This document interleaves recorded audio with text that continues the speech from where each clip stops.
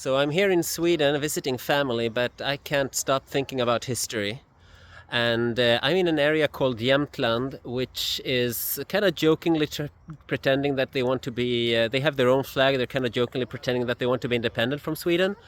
In reality, this area used to belong to Norway. It became Swedish in the 17th century.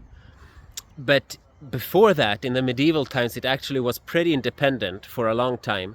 I'm standing right now in the middle of a lake. This is the biggest lake in the area, called Storsjön, the big lake. It has a Loch Ness monster, of course.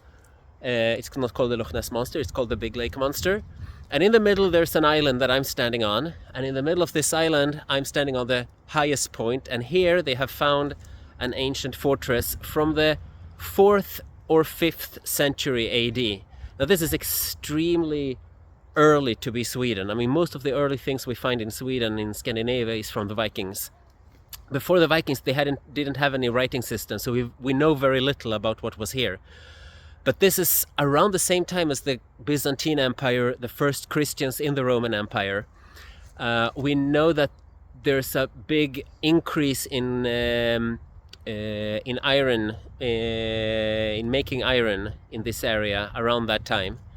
They already knew about the iron, but possibly the Roman Empire started to buy in more iron from the Germans. The Germans bought it from the Swedes, and the Swedes bought it from Jämtland, from this area. This was a very lucrative area. They had a lot of iron, they had a lot of animals also, moose, reindeer, European bison, and a lot of empires, not empires, but bigger countries around the area were interested in the area. They wanted to take it from their own, whether it was the Norwegians on the west coast, not far from here, or the Swedes, or the areas that would become part of Sweden next to the Swedish east coast that also wanted a part of the cake. So they built this fortress. It seems to have been burnt down a few times. It has been rebuilt. It was abandoned in the 8th century. Around the time, it was abandoned altogether maybe about a century before the Viking era.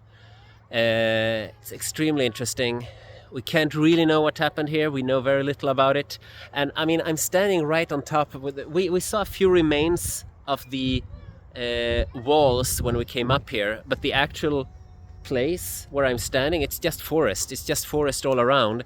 They just haven't dug here. The archaeologists, I don't know, I guess they don't have the funding or something, but it would be very interesting to see what they would find if they would dig right below where I'm standing right now, and what could be found there.